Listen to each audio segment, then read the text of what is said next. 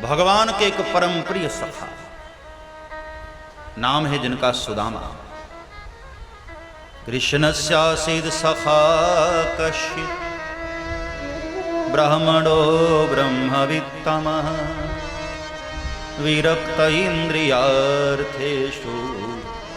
प्रशांतात्मा जितेन्द्रियः।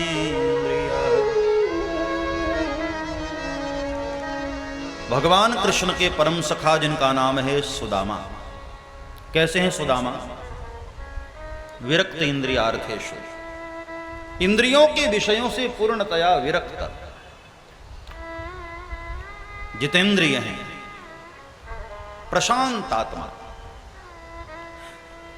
प्रशांत का मतलब होता है जिसको स्वप्न में भी कभी क्रोध न आए, प्रशांत। और अजाचक व्रत है, किसी से न मांगने का संकल्प। गरीब ब्राह्मण हैं सुदामा, भिक्षा पर जीवन यापन करते हैं, लेकिन मांगते नहीं हैं। द्वार पर कोई आकर देकर चला जाए तो प्रभु की कृपा मानकर अपनी पत्नी को देते हैं। और भोजन बनता है ना, तो पहले अतिथि के लिए निकालते हैं, फिर गौग्रास निकालते हैं गौ माता के लिए, फिर पत्नी बच्चों को खिलाने के बाद तब जो बचता है वो स्वयं ग्रहण करते हैं, लेकिन किसी से मांगते नहीं। अजाचक व्रत है सुदामा।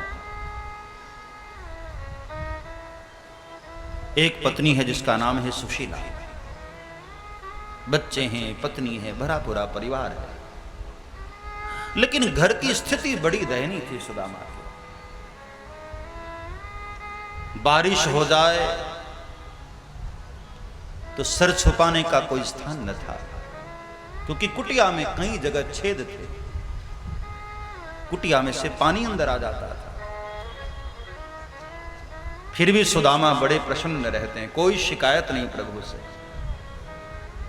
देखो, सुदामा गरीब जरूर थे, निर्धन नहीं थे, क्योंकि कृष्ण के नाम का धन था, हरि नाम का धन था। खूब हरि नाम की माला फिराते रहते थे और खुश रहते थे। लेकिन कभी कभी ठाकुर भी हमारी परीक्षा लेते हैं, ईश्वर हमारी परीक्षा लेते हैं। और याद रखना, परीक्षा भी उसी की ली जाती है जो भगवत प्रिय होता है। परमात्मा दुष्टों की परीक्षा नहीं लेते, भक्तों की परीक्षा लेते हैं। जिसको वो प्यार करता है, जिसको वो चाहता है, उसकी परीक्षा लेते हैं। आज सुदामा की भी भगवान ने बहुत परीक्षा ली। मांगते हैं नहीं किसी से। द्वार पर कभी कभी ऐसा होता था कि कभी कभी कोई नहीं भी देता था भिक्षा। 1-2 दिन भी निकल जाते थे बिना खाए पिए। लेकिन आज तो ठाकुर ने हद ही कर दी। 10 दिन बीत गए, द्वार पर कोई देने वाला नहीं है। 10 दिन हो गए। रोज शाम होती, बच्चे रोते रोते अपनी मां के पास जाते, मैया क्या आज भी हम भूखे सोएंगे? सुशीला के आंख में आंसू आ जाते, भगवान का चरणामृत पिला देती, बेटे ये ठाकुर का चरणामृत पी लो, कल जरूर हम तुम्हें अच्छा भोजन कराएंगे, कल अच्छा भोजन मिलेगा, इस प्रतीक्षा में बच्चे भूखे सो जाते हैं। रात रात भर सुशीला को नींद नहीं आ रही थी, बच्चे भूखे थे। आज जब 10 दिन हो गए, अब बच्चों की भूख देखी नहीं जा रही थी, तब सुशीला आज हिम्मत करके सुदामा के पास गई। एक वृक्ष के नीचे बैठे हुए हरि शरणम जाप कर रहे थे। सुशीला वहां आई, नाथ आज 10 दिन हो गए हैं, बच्चों ने कुछ खाया नहीं। ये बात सुनते ही सुदामा के आंख में अश्रु भर आया, नेत्र सजल हो गए। हाँ देवी, मुझे पता है, गोविंद पर भरोसा रखो देवी। मेरा कन्हैया परीक्षा लेता है, लेकिन इतनी भी नहीं लेता है जहां भक्त बिल्कुल टूट ही जाए। उसको खबर है, उस पर भरोसा रखना। तब सुशीला ने कहा कि नाथ, एक बात कहूं, आप अक्सर कहा करते हैं ना, द्वारिकाधीश आपके मित्र हैं, तो क्या कभी उनसे मिलने की इच्छा नहीं होती? सुनकर सुदामा ने कहा कि देवी, क्या तुम ये चाहती हो कि मैं ऐसे वक्त पर जाकर द्वारिकाधीश से हाथ फैलाऊं? क्या तुम भूल गई कि मेरा अजातक व्रत है? मैं किसी से न मांगने का संकल्प लिया हूं। सुशीला ने कहा कि नाथ क्षमा करना, मैंने मांगने के लिए तो नहीं कहा ना, मैं तो ऐसे ही पूछ बैठी, केवल द्वारिकाधीश का दर्शन करने के लिए। और क्या करूं ना, आपकी पत्नी भी हूं और उन भूखे बच्चों की माता भी। बच्चों की भूख देखी नहीं गई, इसलिए मैंने आपसे निवेदन कर दिया। मेरी गलती हो तो महाराज मुझे क्षमा करना,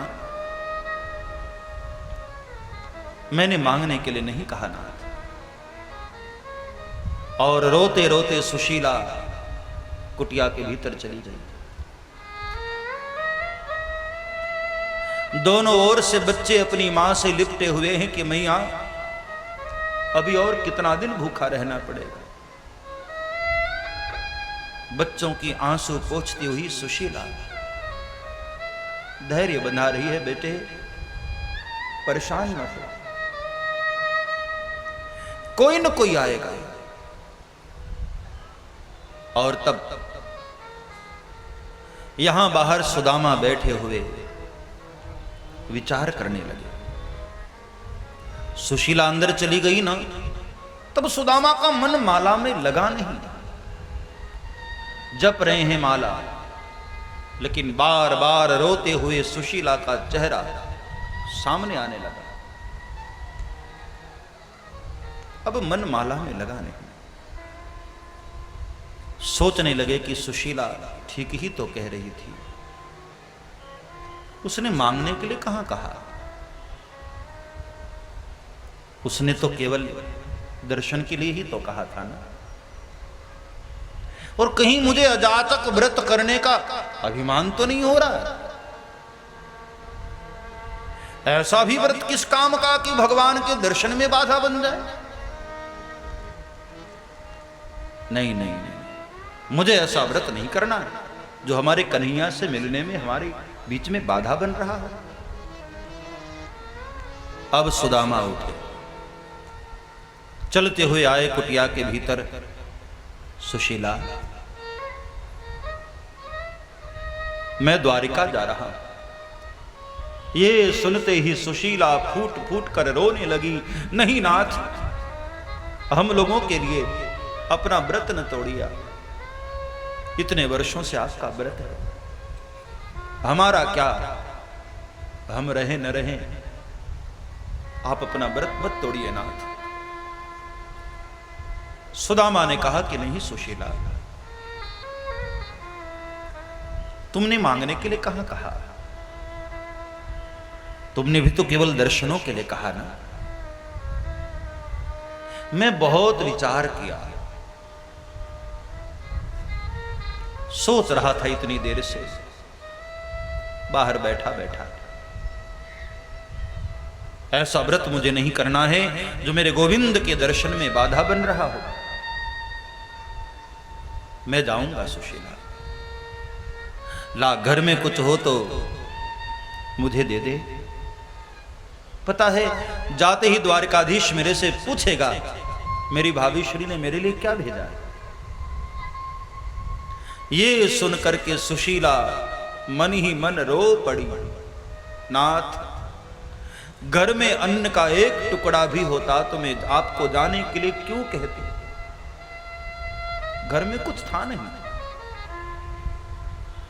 और सुशीला आज पहली बार, ब्याह के बाद पहली बार भिक्षा मांगने गई। मोहल्ले में 4 घरों से उसको भिक्षा मिली। चावल लेकर आई और घर में कोई पात्र भी न था, तो अपने ही साड़ी के एक किनारे को फाड़ा और उसमें बांध दिया। कहा, नाथ ये लीजिए, द्वारिकाधीश को मेरी ओर से देना।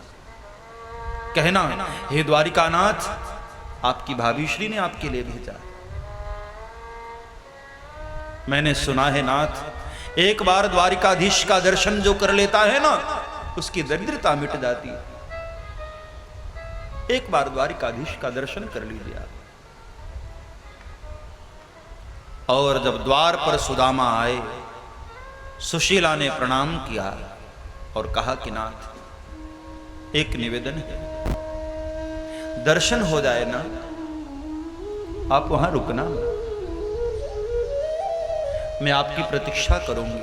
आप जब तक नहीं आएंगे, अन्न का एक टुकड़ा भी अपने मुंह में नहीं रखूंगी, मैं आपकी प्रतीक्षा करूंगी। और कहते हैं सुदामा गोविंद का नाम कीर्तन करते हुए निकले।